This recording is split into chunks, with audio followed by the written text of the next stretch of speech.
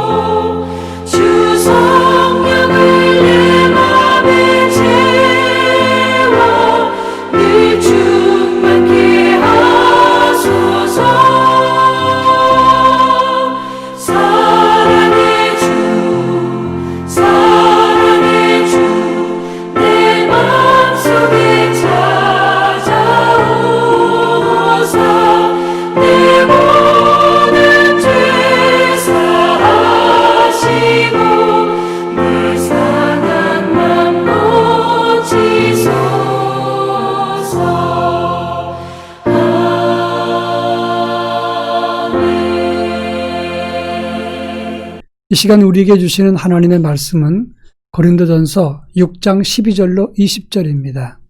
고린도전서 6장 12절로 20절 말씀을 한 절씩 교독합니다. 제가 전체를 읽겠습니다. 모든 것이 내게 가하나 다 유익한 것이 아니요 모든 것이 내게 가하나 내가 무엇이든 얽매이지 아니하리라.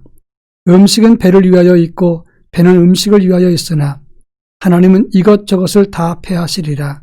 몸은 음란을 위하여 있지 않고 오직 주를 위하여 있으며 주는 몸을 위하여 계시느니라. 하나님이 주를 다시 살리셨고 또한 그의 권능으로 우리를 다시 살리시리라. 너희 몸이 그리스도의 지체인 줄을 알지 못하느냐? 내가 그리스도의 지체를 가지고 창녀의 지체를 만들겠느냐? 결코 그럴 수 없느니라. 창녀와 합하는 자는 그와 한 몸인 줄 알지 못하느냐? 일렀으되 둘이 한 육체가 된다 하셨나니 주와 합하는 자는 한 영이니라. 음행을 피하라. 사람이 범하는 죄마다 몸 밖에 있거니와 음행하는 자는 자기 몸의 죄를 범하느니라. 너희 몸은 너희가 하나님께로부터 받은 바 너희 가운데 계신 성령의 전인 줄을 알지 못하느냐? 너희는 너희 자신의 것이 아니라 값으로 산 것이 되었으니 그런즉 너희 몸으로 하나님께 영광을 돌리라. 아멘. 똑같은 칼이라도 그 칼이 의사의 손에 들려서 수술하면서 사람을 살린다면 그것은 의로운 도구가 되는 것입니다. 그러나 같은 칼이라도 그 칼이 강도의 손에 들려주면 불의의 도구로 사용되는 것입니다. 우리 몸도 마찬가지입니다. 우리 몸도 하나님 손에 들려지든지 아니면 정력과 탐욕의 도구로 쓰이는지에 따라서 우리의 몸도 그 기능과 가치가 달라진다고 말할 수가 있을 것입니다. 오늘 우리가 읽은 본문의 말씀은 사도 바울이 고린도 교인들의 음행과 소송 문제를 다루면서 너희의 몸은 성령에 거하시는 성령의 전이다. 따라서 불의나 음행의 도구로 사용하지 않도록 하라. 이렇게 권고한 말씀이 오늘 우리가 읽은 본문의 내용인 것입니다.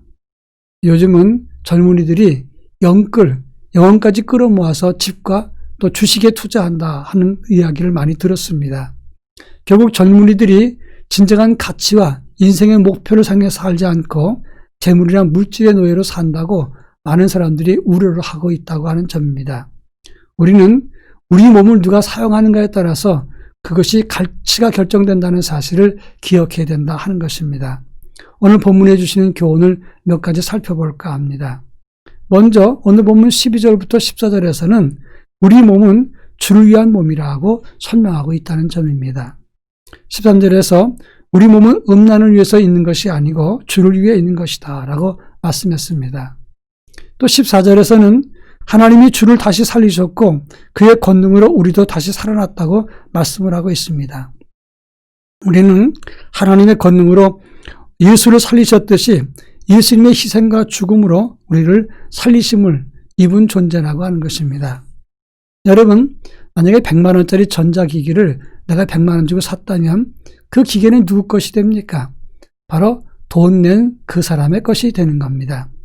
마찬가지로 예수님 피로 그리고 예수님이 십자가에 죽으심으로 우리의 죄를 대속하셨으면 우리의 몸은 바로 예수님의 소유가 되는 것입니다.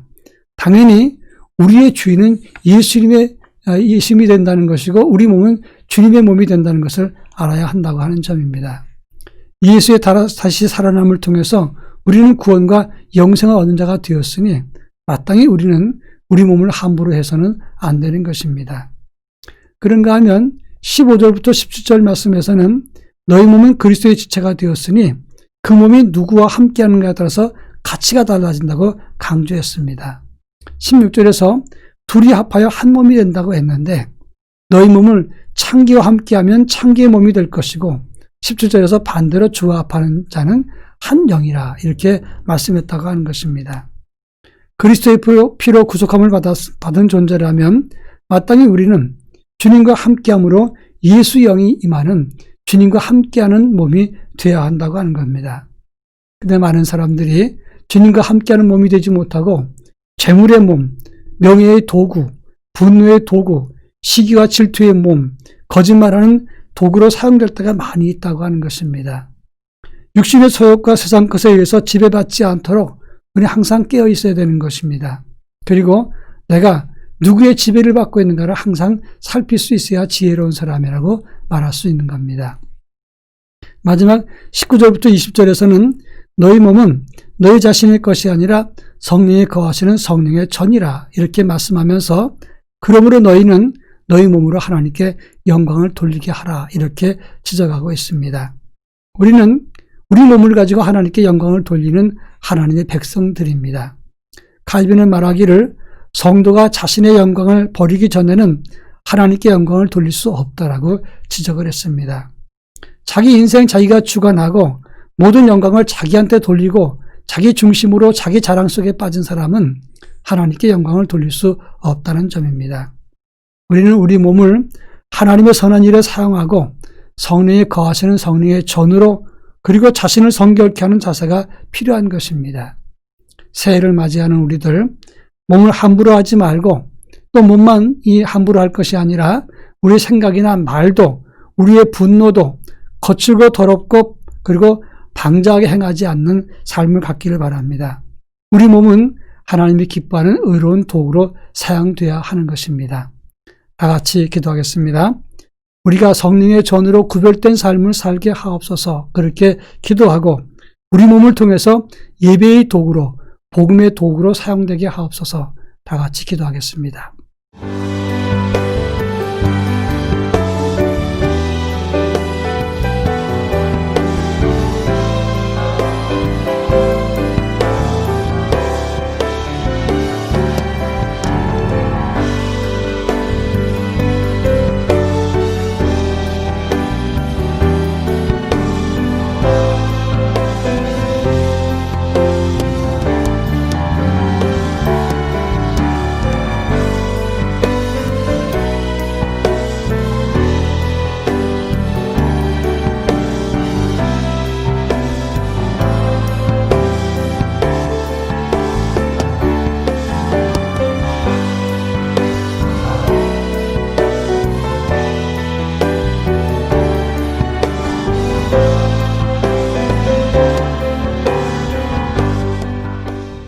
사랑 많으신 하나님 아버지, 우리 몸은 하나님이 소유하셨던 것을 기억합니다.